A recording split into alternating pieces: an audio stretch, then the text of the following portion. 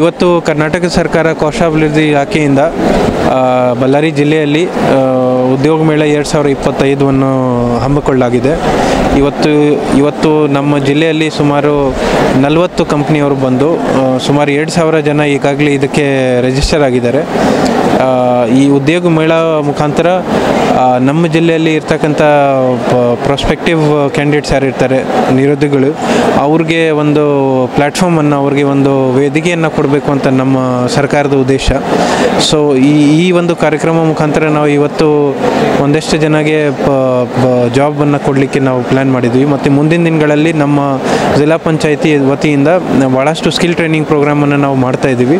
So that ಮುಂದಿನ ದಿನಗಳಲ್ಲಿ ಇನ್ನಷ್ಟು ಜನಕ್ಕೆ ಈ ರೀತಿ ನಾವು ಉದ್ಯೋಗವನ್ನು ಮತ್ತು ಸ್ವಯಂ ಉದ್ಯೋಗವನ್ನು ಕೊಡಲಿಕ್ಕೆ ಅವಕಾಶವನ್ನು ಕಲ್ಪಿಸಲಾಗಿರುತ್ತದೆ ಅಂತ ನನ್ನ ಹೇಳಲಿಕ್ಕೆ ಇಷ್ಟ. ಇವತ್ತು ಚೇಂಬರ್ ಆಫ್ ಕಾಮರ್ಸ್ ವತಿಯಿಂದ ಸುಮಾರು 15 ಸ್ಥಳೀಯ ಕಂಪ್ನಿಯವರು ಬಂದಿದ್ದಾರೆ. ಮತ್ತು ಮುಂದಿನ ದಿನಗಳಲ್ಲಿ ಕೂಡ ನಾನು ಈಗಾಗಲೇ ಅವರ ಅಧ್ಯಕ್ಷರನ್ನು ನಾನು ವಿನಂತಿಸಿದ್ದೇನೆ. ಮುಂದಿನ ದಿನಗಳಲ್ಲಿ ಇನ್ನಷ್ಟು ನಮ್ಮ ಜಿಲ್ಲೆಯಲ್ಲಿ ಇರ್ತಕ್ಕಂಥ ಸ್ಥಳೀಯ ಸಂಸ್ಥೆಗಳು ಮತ್ತು ಈಗಾಗಲೇ ಒಂದು ಒಳ್ಳೆಯ ಆಯಾಮ ನೋಡಿದ್ದೇನೆ, ನಮ್ಮ ಅಂಗವಿಕಲರದ್ದು ರಿಲೇಟೆಡ್ ಒಂದು ಕಂಪ್ನಿಯವರು ಬಂದಿದ್ದಾರೆ. ಸೊ ಆ ರೀತಿ ಇನ್ನಷ್ಟು ಕಂಪ್ನಿಗಳನ್ನು ಕರೆದು ಮುಂದಿನ ದಿನಗಳಲ್ಲಿ ಈ ರೀತಿ ಕಾರ್ಯಕ್ರಮ ನಾವು ಮಾಡ್ತಾ ಇರ್ತೀವಿ. ಶೇಖರಪ್ಪ ಅಂತೇಳಿ ಜಾಬ್ ಮೇಳ ಬಗ್ಗೆ ಅಂದರೆ ಈಗ ಆಲ್ಮೋಸ್ಟ್ ಇಲ್ಲಿ ಬಂದಿರೋಲ್ಲ ಕಂಪ್ನಿಯೆಲ್ಲ ಬೇರೆ ಬೇರೆ ದೂರದಿಂದ ಕಂಪ್ನಿ ಬಂದವೆ. ನಾವು ನಮ್ಮ ಜಿಲ್ಲೆಗೆ ಸಂಬಂಧಪಟ್ಟಂಥ ಕೆಲವು ಖಾಸಗಿ ಕಂಪ್ನಿಗಳಾಗಲಿ ಈ ಥರ ಯಾವುದೇ ಕಾರ್ಪೊರೇಟ್ ಆಗಲಿ ಅವಕ್ಕೆ ಆದ್ಯತೆ ಕೊಟ್ಟಿದ್ರೆ ಚೆನ್ನಾಗಿತ್ತು.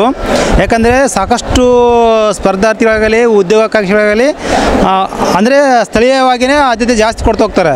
ಹಾಗಾಗಿ ಅವ್ರಿಗೆ ಮೊದಲು ಸ್ಥಳೀಯವಾಗಿ ಪಾರ್ಟ್ ಟೈಮ್ ಜಾಬ್ ಕೊಟ್ಟರೆ, ಪಾರ್ಟ್ ಟೈಮ್ ಜಾಬ್ ಮಾಡಿದ್ರೆ ಓದಲಿಕ್ಕೆ ಅವಕಾಶ ಇರುತ್ತೆ. ಪಾರ್ಟ್ ಟೈಮ್ ಜಾಬ್ ಮಾಡ್ಕೊಂಡು ಬೇರೆ ಬೇರೆ ಕಂಪ್ನಿ IAS ಆಗಲಿ IPS ಆಗಲಿ KS ಆಗಲಿ ಅದಕ್ಕೂ ಓದ್ಬೋದು. ದೂರದಿಂದ ಆದರೆ ಅವ್ರಿಗೆ ಭಾಳ ಕಷ್ಟ ಆಗುತ್ತೆ, ಹೋಗೋಕೆ ಬರೋಕೆ ಕಷ್ಟ ಆಗ್ತಿರುತ್ತೆ. ಹಾಗಾಗಿ ಆದಷ್ಟು ಮಟ್ಟಿಗೆ ಸ್ಥಳೀಯ ಸಂಸ್ಥೆಗಳಿಗೆ ಆದ್ಯತೆ ಕೊಟ್ಟರೆ ಚೆನ್ನಾಗಿರುತ್ತೆ ಎಲ್ಲ ಸ್ಪರ್ಧಾರ್ಥಿಗಳಿಗೆ ಉದ್ಯೋಗಾಕಾಂಕ್ಷಿಗಳಿಗೆ ಅಂತ ನಾನು ಹೇಳೋಕ್ಕೆ ಇಷ್ಟಪಡ್ತಾ ಹೋಗ್ತೀನಿ. ಬಳ್ಳಾರಿಯ ನಿರಂತರ ಸುದ್ದಿಗಾಗಿ ಬಳ್ಳಾರಿ ಬೆಳಗಾಯಿತು ಚಾನೆಲ್ನ ಸಬ್ಸ್ಕ್ರೈಬ್ ಮಾಡಿ ಹಾಗೂ ಬೆಲ್ ಐಕಾನ್ ಒತ್ತಿ.